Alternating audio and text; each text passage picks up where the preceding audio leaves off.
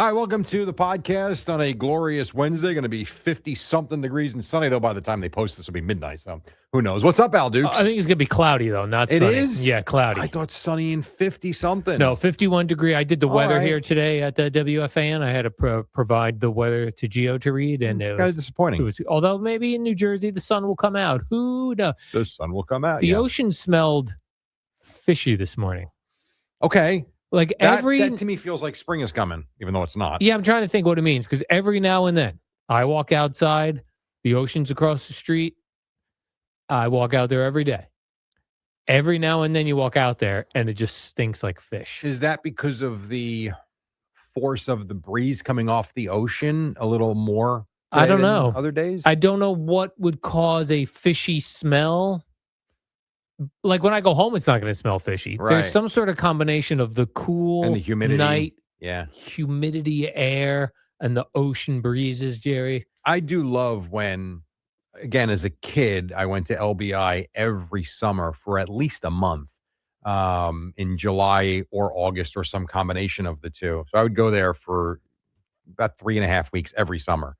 And there was nothing better than going over the causeway. And as soon as you get over, it just smells different, feels different. It's like you were in New Jersey, but like you really felt like you were in a vacation area.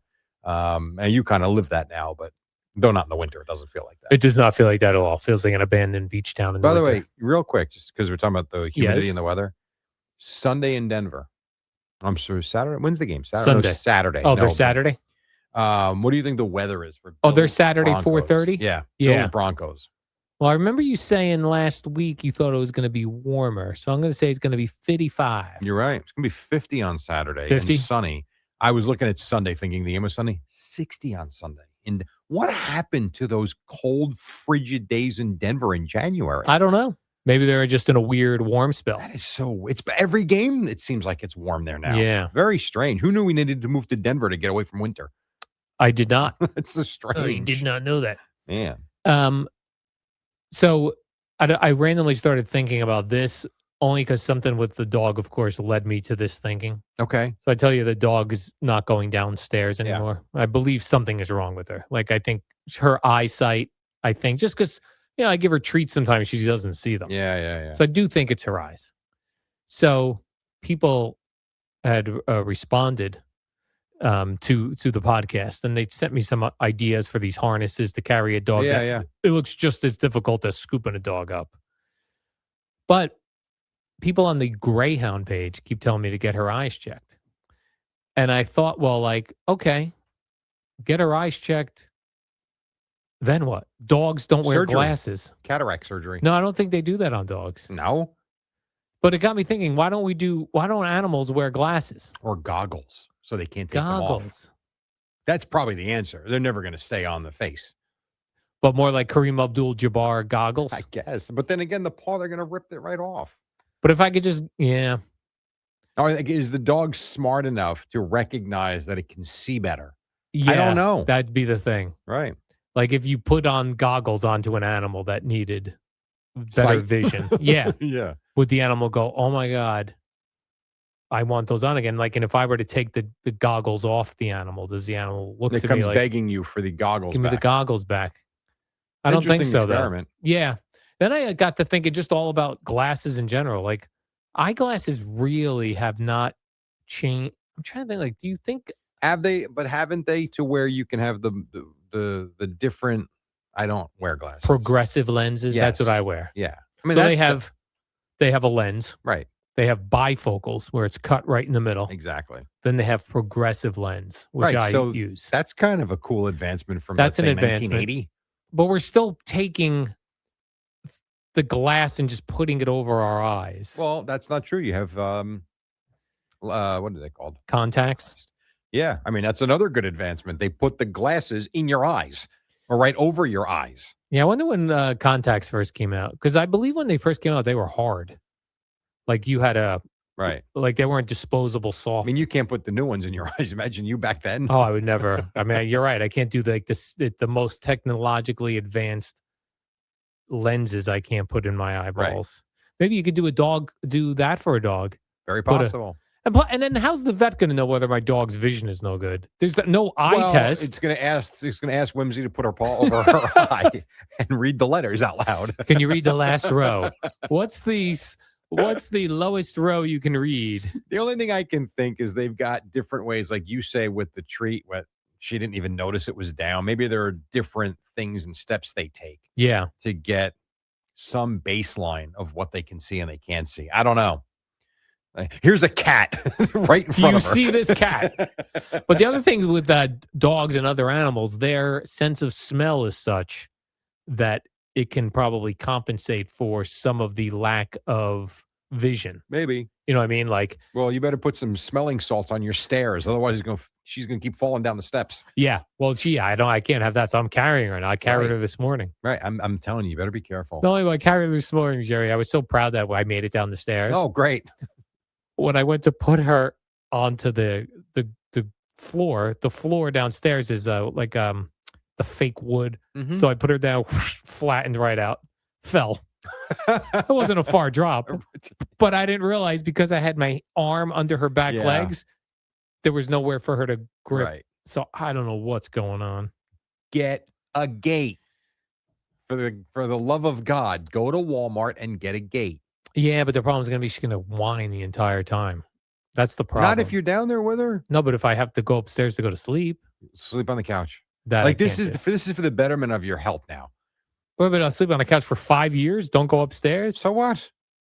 Like, do what you got. Well, first of all, it sounds like she's in a decline, so it might not be 5 years. Number one. Number two, if I were you, you live alone. Yeah. Who gives a crap if you sleep naked on your kitchen table? If you're comfortable, just get your sleep and take away this danger of falling down the stairs and breaking your leg or, God forbid, your neck or something. Are you crazy?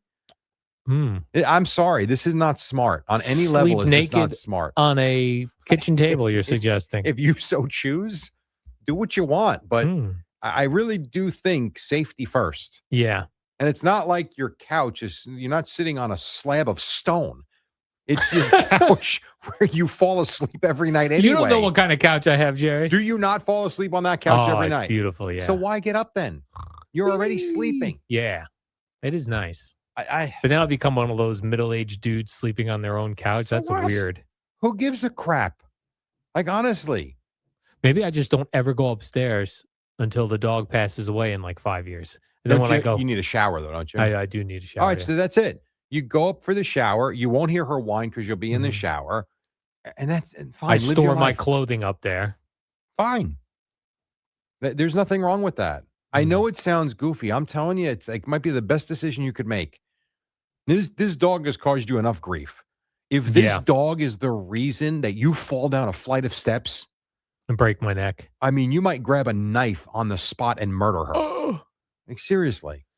They'd be like, what happened here? This guy's got a broken neck. The dog's got a stab wound. This is some crime scene. If you got a broken neck, the dog ain't going to have a stab wound. Unsolved mysteries. Yeah. What happened here? So be smart. Just, Or we get eyeglasses for animals.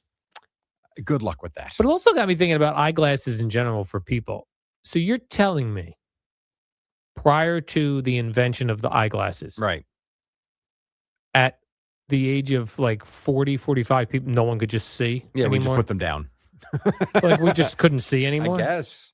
Like the way I have trouble reading small print right now, I guess you just lived with it. Or magnifying glasses. Ooh. Remember they had if you see the old shows that are like set in the 1800s, they've got the magnifying glass in one eye. That's a good one. Yeah. They used to have, before the regular glasses were invented, the monocle. Right. McGonagall. The monocle where you would, that'd be probably just if you were looking to read something. Sure. Right? Makes sense. Yeah, because even if you have pretty bad vision, if you don't have your glasses on, you could still see what's going on in the world. You can. For the most part. Yeah. But let me ask you this. Did vision deteriorate as rapidly as I feel like it is today because our phones are stuck? I mean, our faces are stuck in phones and computer screens and tablet monitors. Yeah, I think so. I mean, I think that's a part of where we're at right now, too, where everybody is struggling with their sight a little bit. Yeah. Even when you go to the eye doctor now, they go, do you look at a lot of screens? Yeah. Hell yeah. All day. I go to work. Yeah. Unlike some people in society. I go to work, and when my face isn't on a screen at work, it's on a screen in the car. It's on a screen on the phone. Yeah. Well, If that's I'm sitting so. on the toilet, I got a screen in front of me. So, like yesterday on the train, when I got involved in this, this Twitter back and forth with the Mets, I will tell you, when I got off the train, like my eye was like, all right, I can't do that. So I didn't touch the phone. I put the music on, driving on the train ride home from the Garden last night, but I wasn't going back to it. No thanks. Yeah. Yeah, it's a lot of, we're probably putting too much strain on our eyeballs. I think that's certainly, there's a lot of truth to that, I would think. I saw a blind person the other day, and I was like so impressive. Like the person just think about not being able to see. You have that stick, which will guide like that nothing's right in front of you. Mm-hmm. People get around Yeah. being blind. Well, I think you also have to know, still impressive, don't get me wrong. Do they see anything? I mean, do they see some shadows? Do they Shadowy. have partial sight? Hmm. I think if someone is completely blind, they still do okay, but they do need help in a lot of areas. You ever, and that's got to be one of the things. Clearly, if you're going to be blind, I think it's much better off to be born that way, so you don't know any better. Man, you lose your eyesight. That is like my cousin is in his early 40s, and he's got major kidney issues. He's had a couple of transplants already, and now his sight is kind of almost gone. He's a huge listener to the show. Super nice kid. I just think how difficult that's got to be when you go from being able to see Yeah. and slowly deteriorating, and you kind of know that it's never going to be fixed. This is so hard. Yeah. I saw one. I went out and got frozen yogurt Saturday night. By yourself or No, Gina was there Okay. as well. And a couple came in. The woman was blind. Yeah. Just out getting yogurt. Like, man, this woman just, Good for her. I probably would shut it down. I'd be like, I'm not No. going anywhere. You can't do that, I know though. you can't do that, but I was impressed. I was like, that's impressive. You shut it down, you're going to cease to exist. Yeah. You really Well, want I'm almost that? there now. I am almost there now. If you've got me now sleeping on a couch in the tiny part of my condo, I am there. That box is getting smaller. My world is closing in on me, Jerry. I know. I do feel for you. I really do. There are days, there are certain days when I go home, like today is one of those days where I do not have anything on the calendar, which thankfully, because I want to go home and take a nap after last night. But it's a day of just, my son doesn't have a basketball game. I don't have a Rutgers game. I don't even have any Rutgers prep to do because I don't play till Saturday. Like, I can just chill out, and I do look forward to it. But I will also tell you that by 3:00, I'm going to be antsy. And that's when I'm like, when I get home, I'll be like, man, this is what it must be like to be Al. Nothing on the calendar. It's pretty nice. Yeah. By 3:00, I'm like, I don't know how Al does this. Like, I got to go do something. And I will. By 3:00, I'll probably be outside doing something. It's like, it's just too much. Oh yeah, no, I don't sitting I don't just sit around. I don't know what I'm doing with my days around. other than Well, you have your routine walking the dog, and making your food. try to exercise, Yeah. albeit in my kitchen, Right.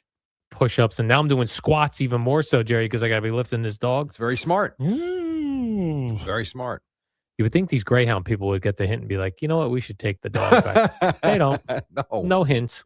They ain't got room for another dog. They're trying to help these dogs get new homes. They're hoping you take another one. I have had people say that. I'm sure. Oh, you know what? The dogs love a friend. Yeah, that's not happening. I'm the friend. Yeah, I'm the friend. Yep. I can't have that, Jerry. I hear you. Mm. Especially not without a backyard. Yes. Did I tell you? Oh, no, I didn't tell you this one. I know you think it's funny when I like reach out to businesses and things. Yes, of course. So there's a home in Bradley Beach for sale. Okay. It's a very small home. And it's a home that, Is this the one you showed me with the loft? no, Okay. that's been sold already, believe Okay. it or not. This is a home.